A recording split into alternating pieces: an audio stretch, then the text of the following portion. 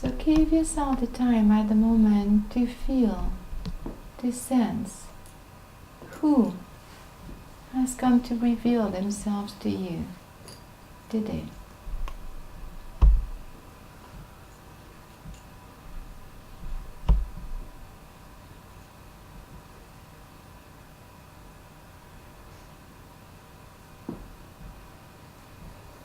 Exchange a heartfelt hug.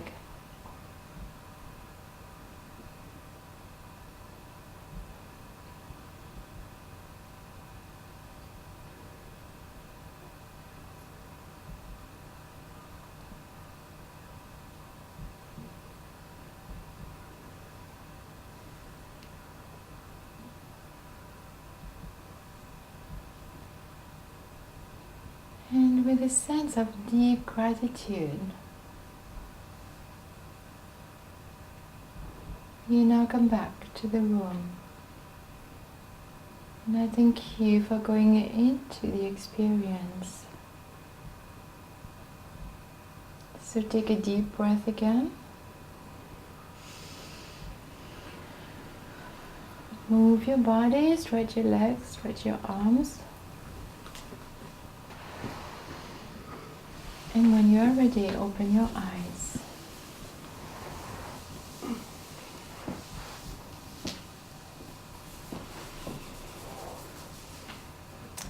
And I'm going to ask a question, and it's not going to be like at school where we're going to see the good students who are going to get the good grades and the bad students with the bad grade.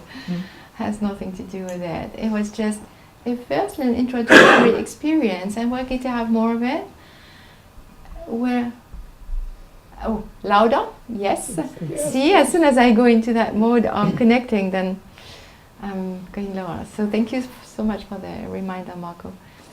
And yes, so I'm going to ask for some feedback. Do we have anybody who would like to volunteer about this very, very quick, short experience that you gave yourself?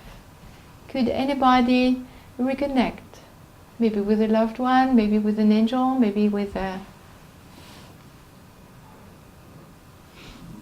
I was just going to say real quickly, it seemed there was so many of them here.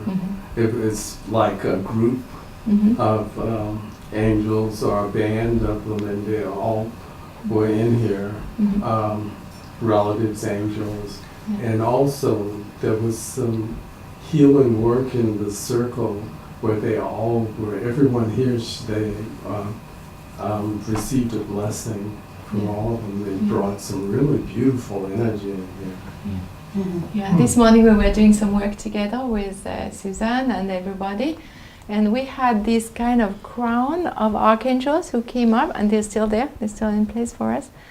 And it was it still is, in this very beautiful golden white light with the violet. So it's they are holding the place for us, they are holding the energies. And there are several in the room who have come for a healing, and they are going to be receiving it. There are several who have come to heal their continuous doubt that they would be worthy in any way, and that's also going to be healed. Each one of us is known. We're so very individually known. They know who they are working with, and they know why they come. And there are some who have come to ask for a physical healing, and that will go absolutely in that direction as well. And so it's very beautiful. Any further comment about your very quick experience? Love. Love, huh? That's all. Yeah. I always get it kinetically, the feeling part of it, more in audio, but that's it.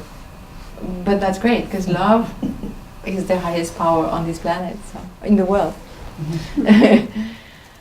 By the way, one angel revealed himself as Joshua to me. Would he be one of my guides? Or? Yeah, he's a constant guide with you. He's always on your left side. Thank you. Yeah. And for women also is Joshua? Sorry? Also for women, the angel on the left, is it Joshua or another kind of angel? With every person will be different. I sometimes have people who come see me for an angel session, and they come in, they have two angels, one on the right, one on the left, quiet situation. And so I know immediately, but they have already told me when I prepared before that this person is coming, but often it's going to be, let's say, a husband whose wife has said, but you have to go see Geneviève, and he does not really believe, he's hoping, but... And then sometimes I have people like, remember Michael Douglas? He came to me for the first time. He had found my card at East West Bookstore. I used to present there very regularly. And here he came to see me the first time, so I had never seen that guy before. But when he came, he was like, oh, whoa, what's happening here?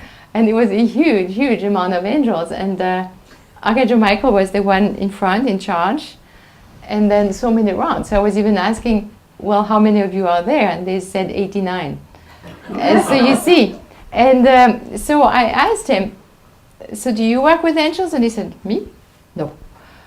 But then I told him, well, what you have Archangel Michael really powerfully. He's around you, he's holding you. And he became all red in the face and said, well, when I go home, I'll send you something. And then believe it or not, this guy turned out to be a para-rescuer. He works at a para-rescuer. He's para-rescuer. Oh, Yeah. what is that? What? Paramedic. Paramedic. No, there are only about 300 of these para-rescuers in the military, in the American para-rescuers. So they are a very special emergency team that can be parachuted anywhere in the world. In a war zone, in the Pacific, wherever. So they really risk their life all the time to go save other people's lives.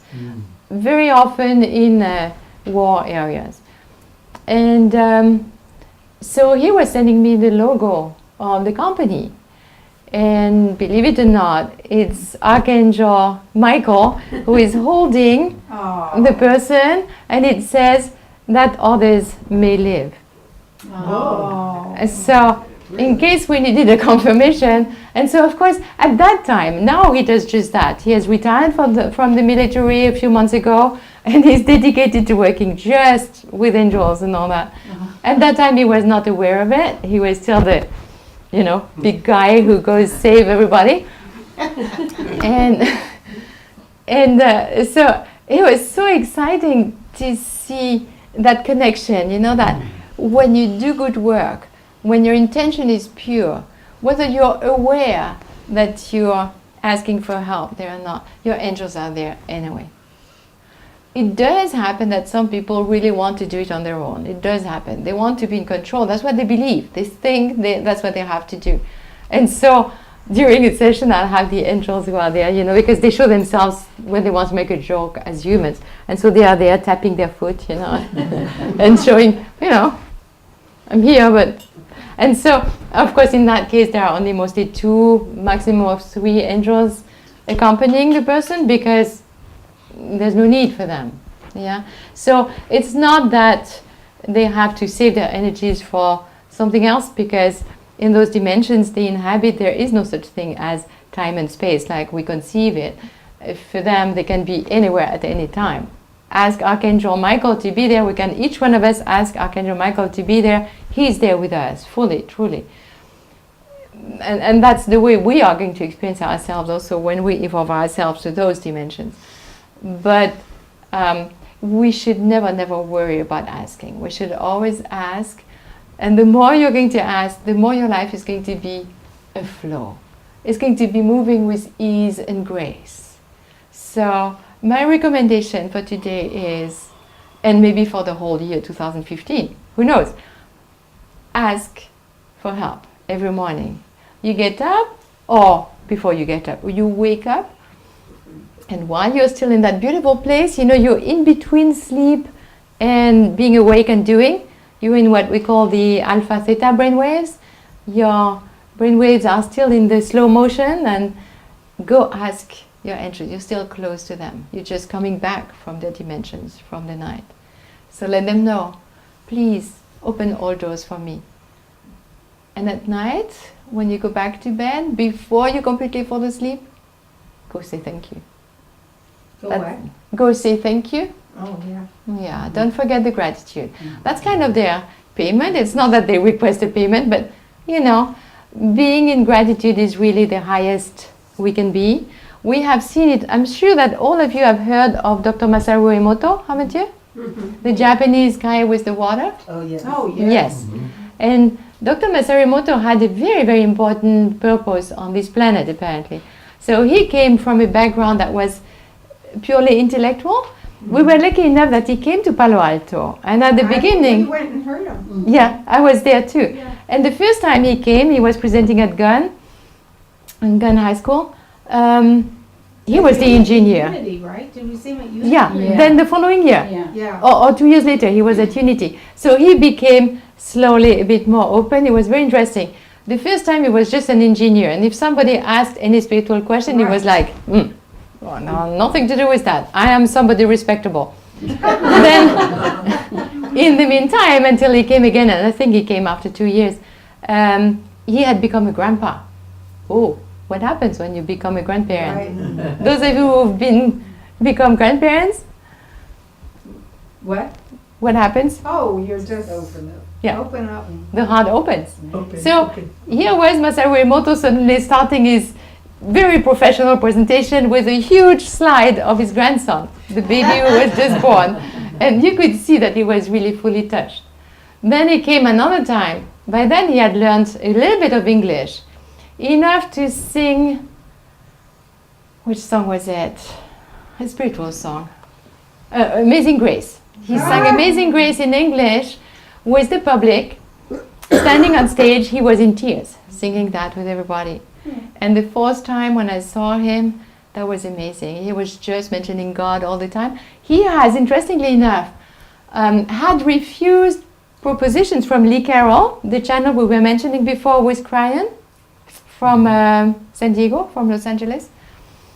He had refused to work with him. He had said, no, I'm a professional. And then by the first time he came to see us in Palo Alto, he had by then connected with Lee Carroll by chance. You know, angels know how to organize things in Germany. And near Hamburg, there was a lake that had been considered to be a dead lake. The water was polluted. And they had managed to organize themselves together with a group of 15 people to hold a prayer around the lake and see what would happen. So they took experiments of the water. They took, and the water was really dirty, would not make any form of crystal. But then they held a prayer. And then guess what? The water created the most beautiful crystals. And the most beautiful crystals are those of love and gratitude. They are those completely hexagonal crystals that are completely perfect, that shine with such light that something within us awakens when we see it. We simply, each of us, have a sense for beauty. And when we see that crystal, it just, you know, touches us. And so that's what they did with the prayer. And so afterwards, Masaru Emoto was working with Grant. That was interesting. And then guess what? Masaru Emoto made his transition just recently, October 18th. Do you know what that day was? Among all indigenous people in the world, October 18th, 2014 was the day that had been long planned to celebrate the new purification of the waters of the earth. Oh my God, really? Yes. Wow. We didn't know that. And that was the day Masaru Emoto made this transition, of course, with that purpose, for this reason, because he was the one that needed to be celebrated for awakening so many people to the importance of our water. And It it was is such a amazing gift. how much negativity there was about him and him calling him a crackpot and all that. I saw that several places. So Yeah, but we have to. but we have to, yeah, we knew. Yeah, we have to remember that at the moment, those we call the Dark Ones, the Illuminati, and whichever name we want to call them, who have been in power for quite a while now, and have always hoped that they were going to win, no, they completely know that they are losing. The light always wins. The light simply always wins. And so they have tried with every possibility to, just like at the moment, they're trying again to create a next war with Russia and Ukraine. But that's only an attempt, you know, for the darkness to try it again and to win. But it will not be possible. The angels, and that's the answer for Chris now, The angels have completely confirmed there will be no more war. The energies on the planet simply do not allow it anymore. Yeah. So there's no more possibility to go into that. And it's going to be so important for all of us, the light bearers, to be aware that we need to be in the trust. We need to be in the positive. If we allow ourselves to go into the fear and to think, oh my God, they're going to start again, they've already won. At least one battle. They can't win the whole, but they would win a battle again. We don't want that. We want our light to be extremely powerful, to be fully in place, and to be motivators for the others. Others are going to feel our strength, our power. And that's who you need to be. Express yourself in that way. I would love to believe that, but at the same time I feel that there is already war. Like in ISIS, they are killing people. Mm-hmm. If we don't see them, but they are killing people over there. And it's a war already. I mean, we cannot just sit and look at what they are doing. Remember that there is such a thing as free will? Yeah. And so those who need to be part of that, they are in it. And those who give their lives in that war, they had such an agreement with their soul that they still needed to have that type of experience. But there is no more possibility for the earth to be destroyed. There was 1987, at the moment of the harmonic convergence, when the soul of the planet, when Gaia had said, that's it, no more full destruction. She had gone through that already 4 times, that was it.